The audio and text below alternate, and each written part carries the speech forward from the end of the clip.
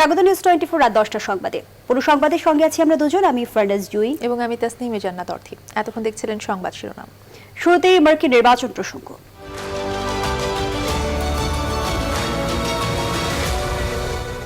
নির্বাচনে জয়ী হওয়ার স্বপ্ন একটু একটু করে মিলিয়ে গেলেও যুক্তরাষ্ট্রের প্রেসিডেন্ট ডোনাল্ড ট্রাম্পের মধ্যে পরাজয় মেনে নেওয়ার বিন্দুমাত্র প্রস্তুতি দেখা যাচ্ছে না। তবে প্রেসিডেন্ট হওয়ার দ্বারপ্রান্তে পৌঁছে গেলেও নিজেকে বিজয়ী বলে ঘোষণা দেননি জো বাইডেন। আরো জানাচ্ছেন চন্দ্রানী চন্দ্রান। মার্কিন নির্বাচনে 48 ঘন্টা পেরিয়ে এসেও হোয়াইট হাউসে কে যাচ্ছে তার নিশ্চিত জবাব অধরা। গণনার পঞ্চম দিন পড়লেও চলছে নানা হিসাব নিকাশ। এদিকে হোয়াইট হাউস ছেড়ে যাওয়ার চিন্তা মনে স্থান দিতে নারাজ প্রেসিডেন্ট ট্রাম্প। আশেপাশের অনেকেই এখন এমন একজনকে খোঁজ করছে ট্রাম্পের এই গোয়াত্তুমিকে ছাড়িয়ে তাকে বাস্তব পরিস্থিতি বোঝাতে পারবে বলে জানিয়েছে সিএনএন। মার্কিন প্রেসিডেন্ট ডোনাল্ড ট্রাম্প নিজের কর্মকাণ্ড নিয়ে কারো সমর্থন পাচ্ছেন না, উল্টো তিনি বিশ্বজুড়ে সমালোচিত হচ্ছেন। এমনকি সামাজিক যোগাযোগ মাধ্যম টুইটার কর্তৃপক্ষ তার বক্তব্যে সত্য মিথ্যা তুলে ধরেছেন।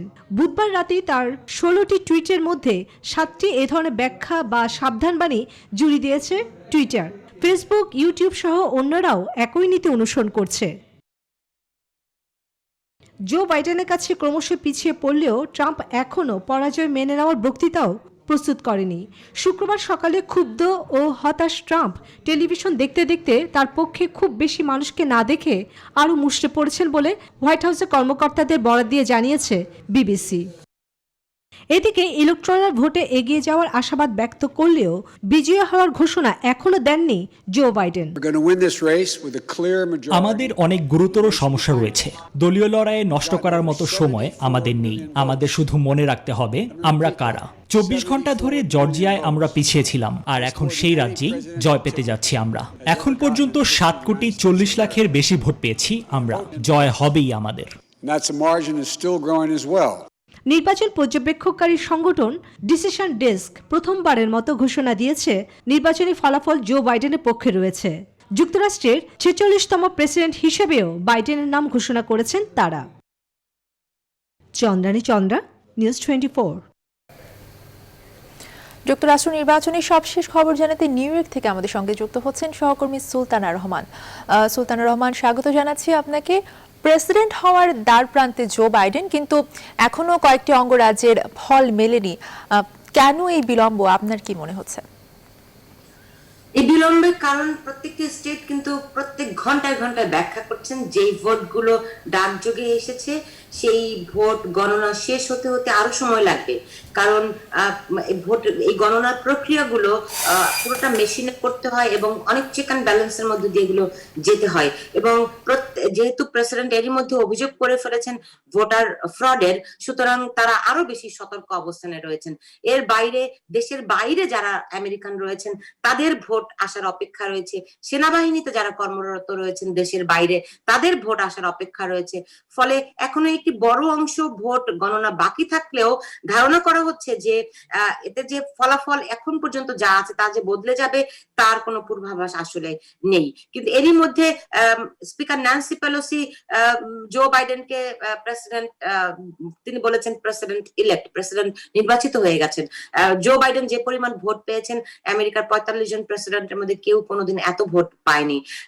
ফলে এক ধরনের জো বাইডেনও কিন্তু প্রস্তুতি নিচ্ছেন, তার সিকিউরিটি বাড়ানো হয়েছে, তার এমনকি তার যে এয়ার ফোর্সেরও তার সিকিউরিটি বাড়ানো হয়েছে। ফলে মোটামুটি নিশ্চিত, এমনকি জো বাইডেন এবং তার যে ক্যাম্পেইন টিম তারা এখন ঐক্যবদ্ধভাবে কাজ করছেন প্রস্তুতি হিসেবে হোয়াইট হাউসের দিনগুলো কেমন হবে সেই পরিকল্পনা তারা করছেন। অন্যদিকে প্রেসিডেন্ট সকালবেলাতেও টুইট করেছেন যে জো বাইডেন হোয়াইট হাউস এখনো ক্লেম করতে পারেন না, বরং তিনিও ক্লেম করতে পারেন, বিষয়টি এখন আইনি প্রক্রিয়ার মধ্যে রয়েছে। কিন্তু এরই মধ্যে উইসকনসিন, মিশিগান এবং নেভাডাতে তিনি যেই লসুট করেছিলেন সেটি কিন্তু ওখানকার আদালত খারিজ করে দিয়েছে, কারণ প্রেসিডেন্ট কোনো তথ্য প্রমাণই দেখাতে পারেনি।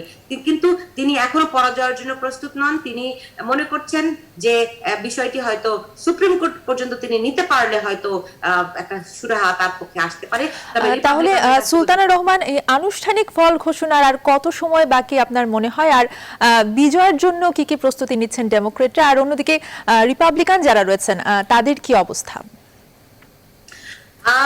ফলাফল আসতে আসতে আগে থেকেই ধারণা ছিল যে ইলেকশন নাইট, ইলেকশন উইক হতে পারে, ইলেকশন মান্থ হতে পারে। ফলে 12 নভেম্বর পর্যন্ত নেভাডাতে ভোট গণনার সুযোগ রয়েছে। একই অবস্থা পেনসিলভেনিয়াতেও। ফলে 12 নভেম্বরের আগে আনুষ্ঠানিক কোনো ফলাফল আসবে বলে এমন কোনো পূর্বাভাস নেই। তবে যে কোনো একটি স্টেট চূড়ান্ত হয়ে গেলেই জো বাইডেন প্রেসিডেন্ট, কারণ তিনি মাত্র 6টি ইলেকটোরাল ভোটে পিছিয়ে আছেন। ডেমোক্র্যাটরা জয়ের আপনি জো বাইডেনের যদি বক্তব্য শুনেন তাহলে তিনি সবাইকে আসলে শান্ত থাকতে বলেছেন, কারণ তিনি জানেন যে পুরো দেশ আসলে উদ্বিগ্ন। একদিকে প্রেসিডেন্ট ডোনাল্ড ট্রাম্পকে প্রায় 69 মিলিয়ন মানুষ ভোট দিয়েছেন, ফলে তারা কিন্তু ভীষণ সংক্ষুব্ধ। ফলে জো বাইডেন এবং ডেমোক্র্যাট একটু ধীরে এগো নীতিতে রয়েছে। কিন্তু নিউ ইয়র্কে এর মধ্যে গতকাল রাত থেকে সেলিব্রেশন শুরু হয়ে গেছে। তারা এরই মধ্যেই খুব উৎসব মুখর অবস্থায় জো বাইডেনকে স্বাগত জানাচ্ছে। আপনাকে অসংখ্য ধন্যবাদ আমাদের সঙ্গে যুক্ত হওয়ার জন্য। যুক্তরাষ্ট্র থেকে নির্বাচনের সবশেষ খবর জানাতে আমাদের সঙ্গে যুক্ত হয়েছিলেন সহকর্মী সুলতানা রহমান। মার্কিন নির্বাচনের ভোট গ্রহণের 4 দিন পেরিয়ে গেলেও এখনো স্পষ্ট হচ্ছে না কে হচ্ছেন মার্কিন প্রেসিডেন্ট। তবে এখন পর্যন্ত প্রকাশিত ফলাফলে বাইডেন জয়ের দ্বারপ্রান্তে চলে গেছেন বলে মনে করা হচ্ছে। বাকি অঙ্গরাজ্যগুলোর পরিসংখ্যানও বলছে হোয়াইট হাউসের চাবি যাচ্ছে বাইডেনের ঝুলিতেই। এদিকে জয়ের সম্ভাবনা ক্রমেই ক্ষীণ হয়ে যাওয়ায় বেসামাল হয়ে উঠছেন প্রেসিডেন্ট ট্রাম্প। আদালতের দ্বারস্থ হওয়ার পাশাপাশি তুলছেন ভোট জালিয়াতির অভিযোগ। তবে রিপাবলিকানদের এই অভিযোগ নাকচ করেছে মার্কিন ফেডারেল নির্বাচন কমিশন। আসমাতুলি ডেস্ক রিপোর্ট। হোয়াইট হাউসের প্রায় দোরগোড়ায় পৌঁছে গেছেন জো বাইডেন। প্রেসিডেন্ট নির্বাচনের ফলাফল ঘোষণা না হলেও হোয়াইট হাউসের চাবি যে আগামী 4 বছরের জন্য ডেমোক্রেটদের দখলে যাচ্ছে তা মোটামুটি নিশ্চিত বলে মনে করছেন বিশেষজ্ঞরা। কারণ জো বাইডেন পেনসিলভেনিয়ায় ট্রাম্পের থেকে ব্যবধান বাড়িয়েছেন। অন্যদিকে জর্জিয়া, অ্যারিজোনা ও নেভাডায় জয় প্রায় নিজের কবজায় নিয়েছেন তিনি। তবে এর আগে এই ডেমোক্রেট দখলে নিয়েছেন মিশিগান, উইসকনসিনের মতো অঙ্গরাজ্যগুলো 2016-তে যা রিপাবলিকানদের দখলে ছিল। এছাড়া এরই মধ্যে 264টি ইলেকটোরাল কলেজ ভোট এখন বাইডেনের ঝুলিতে। জর্জিয়া রাজ্যেও প্রেসিডেন্ট ট্রাম্পের সঙ্গে ব্যবধান ক্রমশ চওড়া হচ্ছে তার। এই রাজ্যটিতে প্রায় 99% ভোট গণনা হয়েছে, যেখানে বাইডেনের পক্ষে জয়ের পাল্লা ভারী হচ্ছে বেশি। একই অবস্থা অ্যারিজোনা ও নেভাডাতেও। এতে 214টি ইলেকটোরাল ভোট পাওয়া ট্রাম্পের হোয়াইট হাউসে যাবার সম্ভাবনা ক্ষীণ থেকে আরও ক্ষীণ হচ্ছে। তাই তো নিউ ইয়র্ক থেকে লাস ভেগাস, পেনসিলভেনিয়া থেকে টেক্সাস সর্বত্রই উল্লাসে মেতেছেন বাইডেন সমর্থকরা। এদিকে বাইডেন জয়ের যত কাছাকাছি যাচ্ছেন ততই নিজ দলে একা হয়ে পড়ছেন ডোনাল্ড ট্রাম্প। এরই মধ্যে ভোটে পিছিয়ে পড়ার ইঙ্গিত স্পষ্ট হতেই এই রিপাবলিকান প্রার্থীর সঙ্গ ছাড়তে শুরু করেছেন হোয়াইট হাউসের কর্মকর্তারা।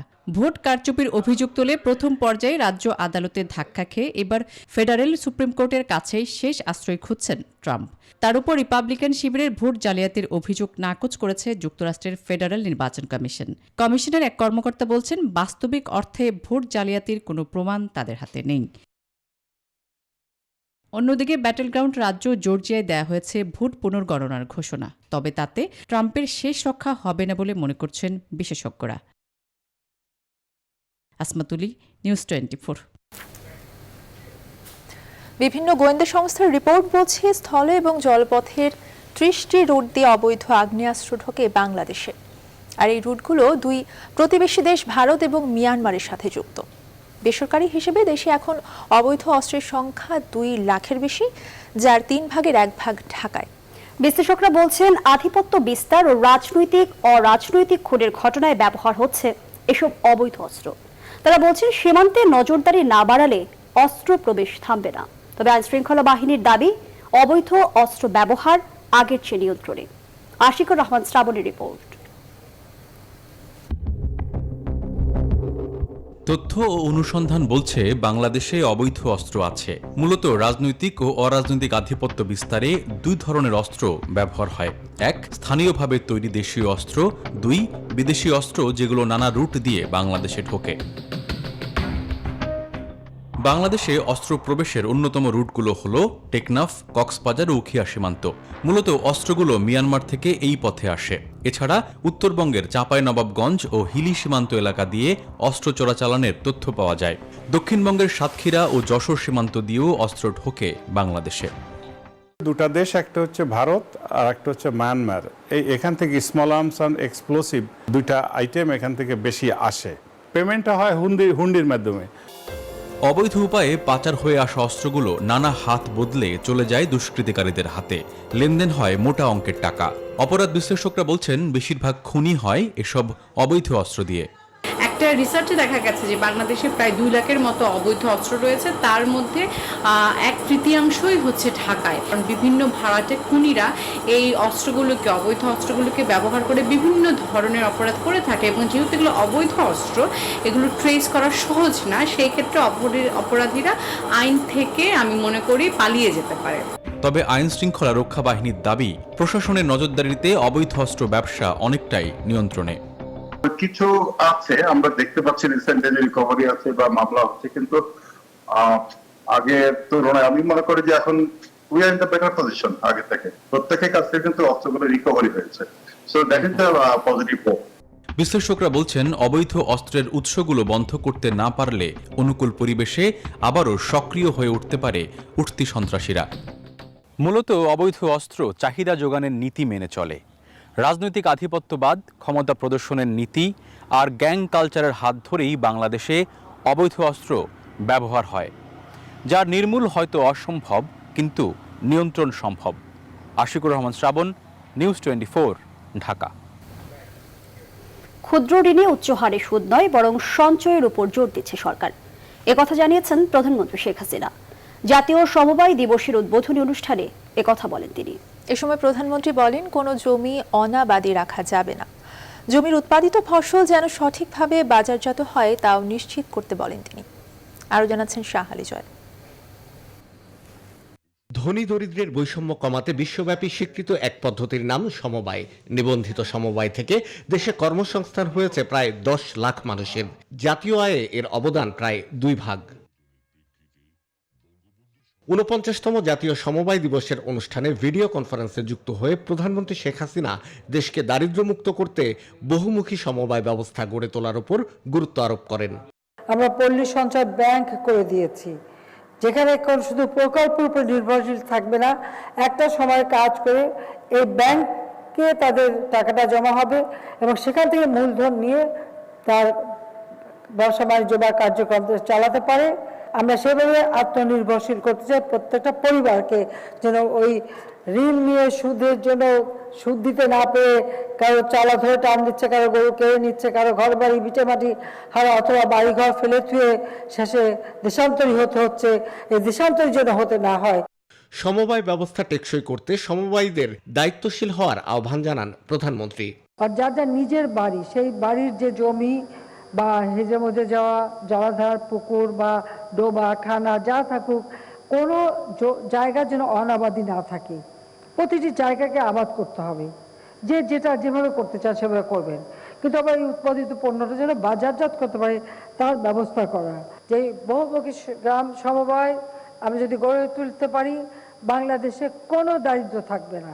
অনুষ্ঠানে কৃষি, দুগ্ধ এবং মৎস্য খাতে সফলতা অর্জন করা 10 সমবায় প্রতিষ্ঠানকে পুরস্কৃত করে স্থানীয় সরকার ও পল্লী উন্নয়ন মন্ত্রণালয়।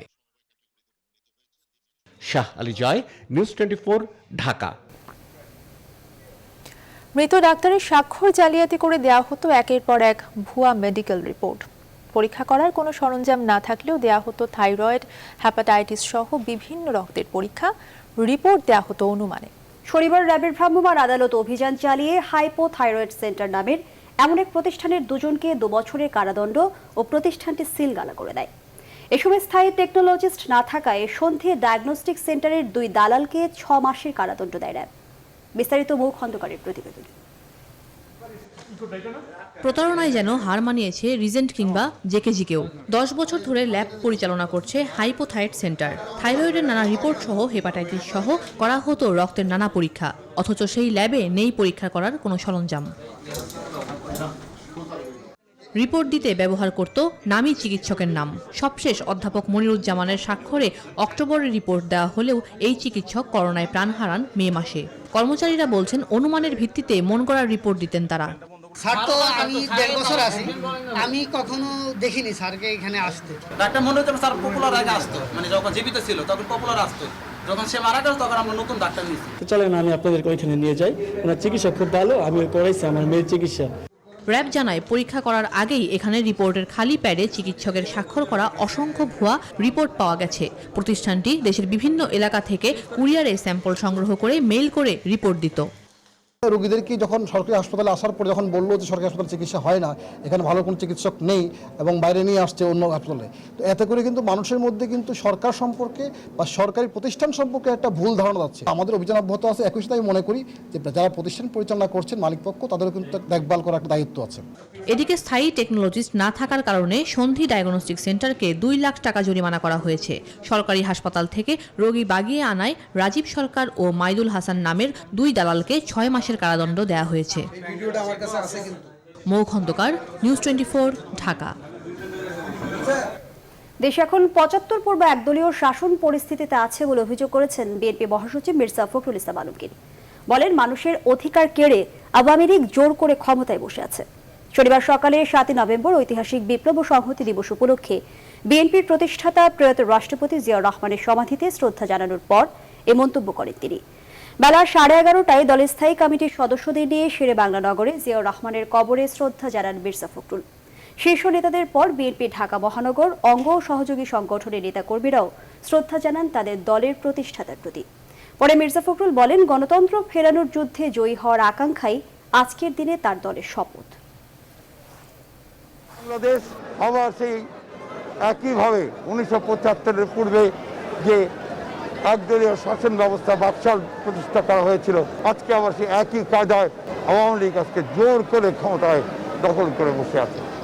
সেই জন্যই আজকে আমাদের এখানে আমরা শপথ নিয়েছি যে আমরা গণতন্ত্রকে উদ্ধার করব, মিথ্যা মামলায় সাজাপ্রাপ্ত আমাদের নেত্রী দেশনেত্রী বেগম খালেদা জিয়াকে মুক্ত করব এবং এই গণতন্ত্রের সংগ্রামকে অবশ্যই জয়ী করব ইনশাআল্লাহ।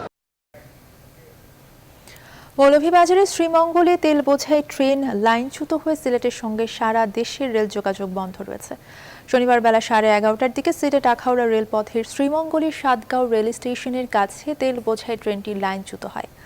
শ্রীমঙ্গল রেল স্টেশনের সহকারী স্টেশন মাস্টার শাখাওয়াত হোসেন জানান, চট্টগ্রাম থেকে ছেড়ে আসা সিলেটগামী তেলবাহী 951 ট্রেনের 7টি বগি সাতগাঁও রেল স্টেশনের অদূরে লাইনচ্যুত হয়ে উল্টে যায়। কুলাউড়া থেকে হাইড্রোলিক টুল ভ্যান ঘটনাস্থলে পৌঁছানোর পর উদ্ধার কাজ শুরু হয়েছে।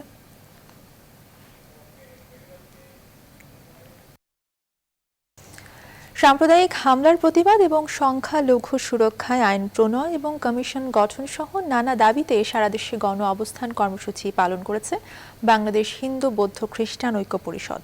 চট্টগ্রামে আয়োজিত গণসমাবেশে যোগ দিয়ে সংগঠনের সাধারণ সম্পাদক রানা দাশগুপ্ত অভিযোগ করেন, দেশে একের পর এক সাম্প্রদায়িক হামলা হলেও নীরব সরকার। দাবি আদায় না হলে লং মার্চ সহ কঠোর কর্মসূচির হুঁশিয়ারিও দেন তিনি। প্রতিনিধিদের পাঠানো তথ্য ও ছবিতে ডেস্ক রিপোর্ট। সকাল থেকে বাংলাদেশ হিন্দু বৌদ্ধ খ্রিস্টান ঐক্য পরিষদের নেতারা চট্টগ্রামের নিউ মার্কেট মোড়ে সমবেত হতে থাকেন। নির্ধারিত সময়ের আগেই শুরু হয় গণ অবস্থান কর্মসূচি। এক পর্যায়ে সাধারণ সম্পাদক অ্যাডভোকেট রানা দাশগুপ্ত সহ সংগঠনের নেতাকর্মীরা রাস্তায় নেমে আসেন। বেলা বাড়ার সঙ্গে সঙ্গে অবস্থান কর্মসূচি রূপ নেয় বিশাল জনসভায়। এ সময় অসাম্প্রদায়িক চেতনায় বিশ্বাসী আওয়ামী লীগের শাসনামলে সংখ্যালঘুদের উপর হামলা ও নির্যাতনের তীব্র নিন্দা জানান বক্তারা। সাম্প্রদায়িকতার বিরুদ্ধে জাতিভেদের যে ষড়যন্ত্র, তাকে নির্মূল করার শপথ নিয়ে আমরা আজকে বিক্ষোভ মিছিল করবো। স্বাধীনতার পর থেকে আজ পর্যন্ত যে সমস্ত ঘটনা হয়েছে তার কোনো দৃষ্টান্তমূলক ক্ষমা হয়নি বলে তারা বারবার এই কাজে লিপ্ত হয়।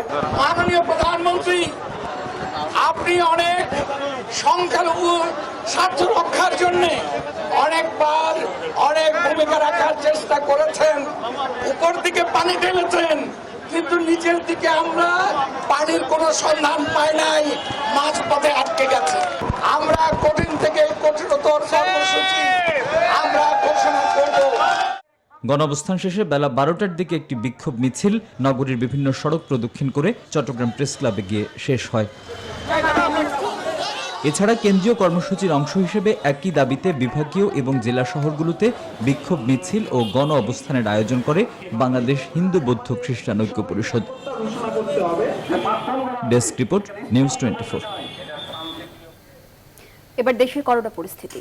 করোনা আক্রান্ত হয়ে গত 24 ঘন্টায় আরও 13 জনের মৃত্যু হয়েছে। আর নতুন করে করোনা শনাক্ত হয়েছেন 1289 জন। গত 24 ঘন্টায় শনাক্ত এবং মৃত্যু গত কয়েকদিনের তুলনায় কমেছে। শনিবার স্বাস্থ্য অধিদপ্তরের অতিরিক্ত মহাপরিচালক অধ্যাপক ডাক্তার নাসিমা সুলতানা স্বাক্ষরিত করোনা বিষয়ক নিয়মিত সংবাদ বিজ্ঞপ্তিতে এ তথ্য জানানো হয়েছে। বিজ্ঞপ্তিতে জানানো হয়, দেশে বর্তমানে 114টি পরীক্ষাগারে গত 24 ঘন্টায় করোনার নমুনা সংগ্রহীত হয়েছে 11,284টি। গত 24 ঘন্টায় সুস্থ হয়েছেন 1,541 জন। আর এখন পর্যন্ত সুস্থ হয়েছেন মোট 3,36,568 জন। 24 ঘন্টায় করোনা শনাক্তের হার 11.29%।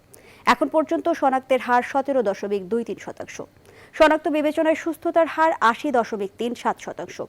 শনাক্ত বিবেচনায় মৃত্যু হার 1.44%।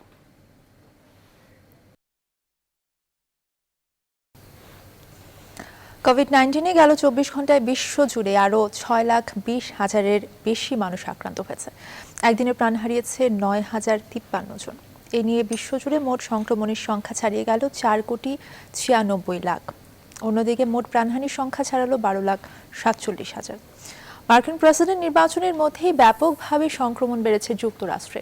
একদিনের রেকর্ড 1,29,000-এর বেশি আক্রান্ত এবং 1,221 জনের প্রাণহানি ঘটেছে দেশটিতে। ভারত ও ব্রাজিলে যথাক্রমে 49,000-এর বেশি ও 18,000-এর বেশি আক্রান্তের ঘটনা ঘটেছে। দুদেশে মৃত্যু হয়েছে যথাক্রমে 576 এবং 256 জনের। বিশ্বজুড়ে এখন পর্যন্ত ভাইরাসটি থেকে সুস্থ হয়েছেন 3,52,00,000-এর বেশি মানুষ।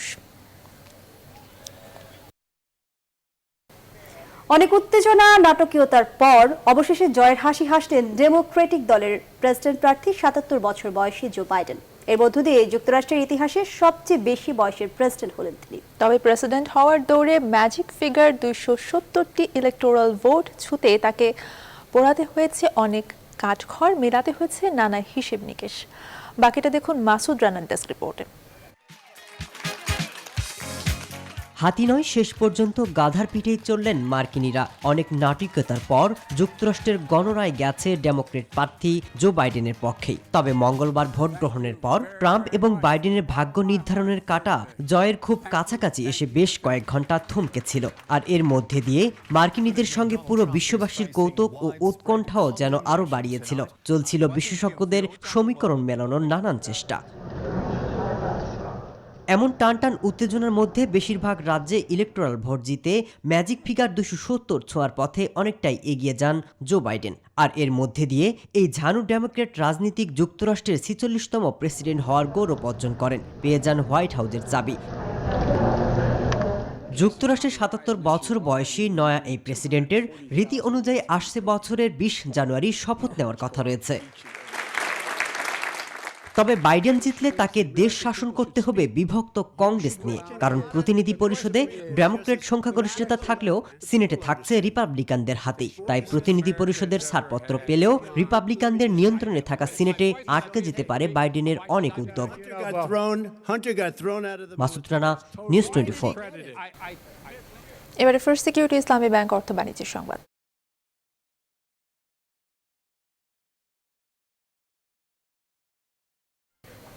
যুক্তরাষ্ট্রের ক্ষমতার পরিবর্তন হলে বাংলাদেশ বাণিজ্য ক্ষেত্রে লাভবান হতে পারে বলে মত দিয়েছেন কেন্দ্রীয় ব্যাংকের সাবেক গভর্নর ডক্টর সালেউদ্দিন আহমেদ। তিনি মনে করেন এজন্য ব্যবসায়ী এবং সরকারকে এক হয়ে কাজ করতে হবে। দক্ষিণ এশিয়ার মধ্যে বাংলাদেশ যে সম্ভাবনার দেশ তা যুক্তরাষ্ট্রের কাছে তুলে ধরতে হবে বলেও মত দেন তিনি। কিন্তু বাংলাদেশ ইউএস এর রাডারের মধ্যে ছিল না।